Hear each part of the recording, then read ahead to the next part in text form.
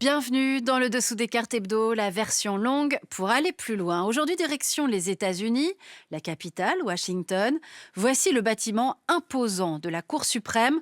En février 2026, les 9 juges de la Cour ont tranché par 6 voix contre 3. Un président ne peut pas imposer seul des droits de douane, remettant ainsi en cause l'arme que Trump aime le plus mettre en scène depuis son retour à la Maison-Blanche, l'augmentation des taxes douanières au gré des bons deals ou des tensions entre Trump et les différents dirigeants du monde.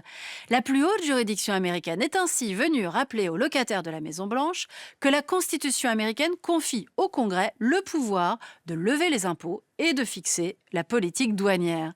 L'occasion pour nous, au-delà de cette politique commerciale qui n'a pas permis à ce stade de réduire le déficit commercial états-unien, de passer en revue les différents résultats de l'économie américaine depuis le départ de Joe Biden et le retour aux affaires de Donald Trump. Sortons nos cartes.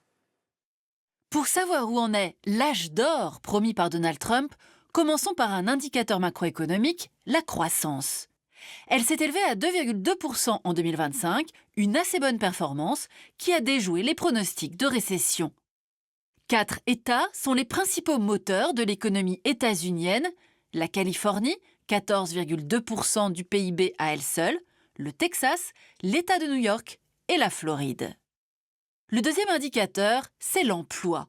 Les résultats ne sont pas bons.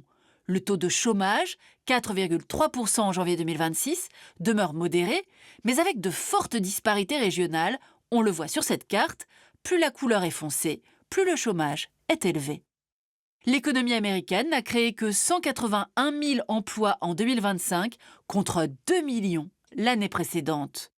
Sur la côte Est, le district de Columbia, siège de la capitale fédérale Washington, connaît le taux de chômage le plus élevé du pays. Explication, selon certaines estimations, le département de l'efficacité gouvernementale, le fameux DOGE en anglais, confié au milliardaire Elon Musk, aurait supprimé 271 000 postes de fonctionnaires fédéraux en quelques mois. Tous les Américains ne sont pas affectés de la même façon. Le chômage touche 8,3% des Noirs. Les femmes noires, en particulier, ont vu leur perspective d'ascension sociale brutalement interrompue, alors que l'administration Trump a supprimé toutes les mesures de discrimination positive héritées des luttes pour les droits civiques. De plus, la politique anti-immigration mise en place par le président Trump, avec un budget de plus de 11 milliards de dollars et 22 000 agents mobilisés pour l'ICE, la fameuse police anti-immigration, a elle aussi un impact sur l'économie. En Californie, par exemple, les immigrés en situation irrégulière sont une force de travail essentielle pour l'agriculture, la construction, l'hôtellerie-restauration et la garde d'enfants. À Los Angeles, les centaines de raids et les arrestations menées par l'ICE dans les quartiers latinos et noirs ont ralenti par exemple la reconstruction de la ville ravagée par les incendies de janvier 2025.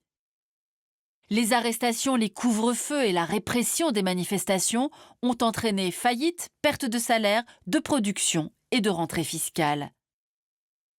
Autre promesse centrale du candidat Trump à son électorat, relancer une industrie américaine en déclin depuis plusieurs décennies.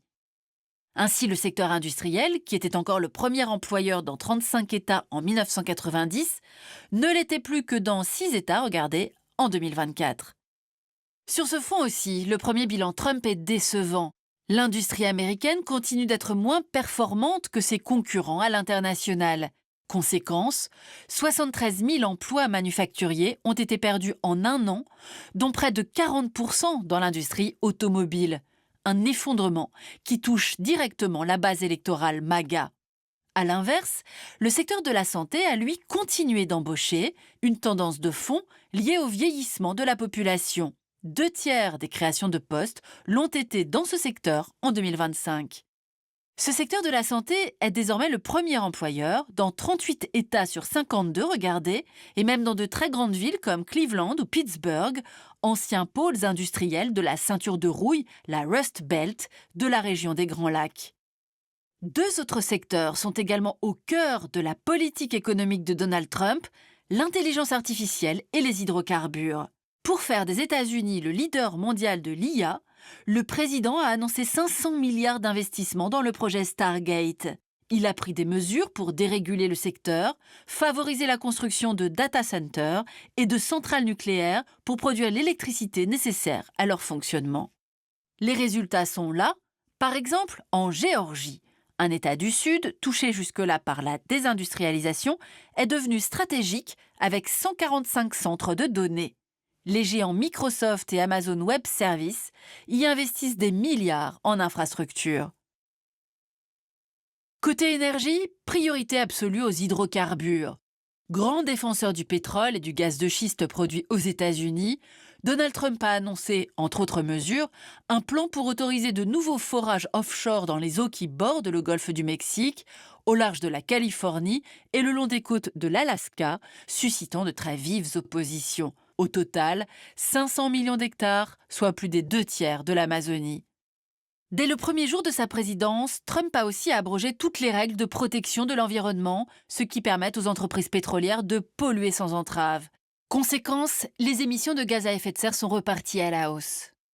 Donald Trump a de plus supprimé les subventions fédérales aux énergies renouvelables. En novembre, il a tenté de suspendre la construction de 5 vastes projets de parcs éoliens sur la côte nord-est des États-Unis, mais en a finalement été empêché par des recours en justice gagnés par ses opposants. Cette nouvelle politique anti-énergie renouvelable laisse le terrain à la Chine, d'ores et déjà numéro 1 mondial de la production d'énergie solaire et éolienne. De même, avec la fin des subventions de l'État fédéral, les constructeurs automobiles américains sont plus que jamais dépassés par leurs concurrents chinois, leaders sur le marché des voitures électriques abordables. À Wall Street, en revanche, l'indice boursier Standard & Poor's 500 a atteint un niveau record début 2026, en dépit des menaces de Trump sur l'invasion du Groenland ou des droits de douane prohibitifs qui ont fait chuter temporairement les cours. Les financiers parient sur le boom de l'intelligence artificielle, malgré les risques d'éclatement de la bulle IA. À présent, on va s'intéresser à la grande promesse électorale du candidat Trump lors de sa campagne, terrasser la hausse des prix et redonner du pouvoir d'achat aux Américains, notamment aux classes moyennes et modestes qui n'arrivent plus à payer leurs factures. Alors sur le front de l'inflation, le président Trump a-t-il rempli son contrat? C'est ce qu'on va voir maintenant. La hausse des prix à la consommation s'est élevée à 2,7% en décembre 2025, soit au-dessus de l'objectif de la Fed, la Banque centrale américaine, fixé à 2%. Commençons par l'alimentation. Bonne nouvelle pour les consommateurs, le prix des œufs a effectivement baissé sous Trump 2. Malheureusement pour eux, ceux du bœuf, du sucre, du riz ou du café ont continué de grimper et ils grèvent le budget des moins riches, les ménages pour qui la nourriture est une part essentielle des dépenses. L'électricité ensuite, 6,7% de hausse des prix en moyenne, en partie à cause du boom des data centers très énergivores, et avec de grandes différences selon les États comme on le voit sur cette carte. Les prix ont grimpé de 23% dans le Maine, par exemple, en raison de la forte hausse des prix du gaz naturel, alors qu'ils ont baissé de 11% dans le Nebraska, 13% dans l'Iowa, 2 États qui ont développé leurs infrastructures d'énergie renouvelable.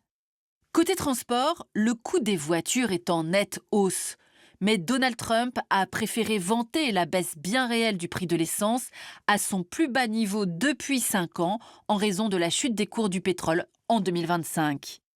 Enfin, le rêve américain d'accession à la propriété s'éloigne pour beaucoup, car la hausse des prix de l'immobilier est bien supérieure à l'inflation, en particulier dans les zones urbaines, avec des records à San Francisco ou à New York par exemple.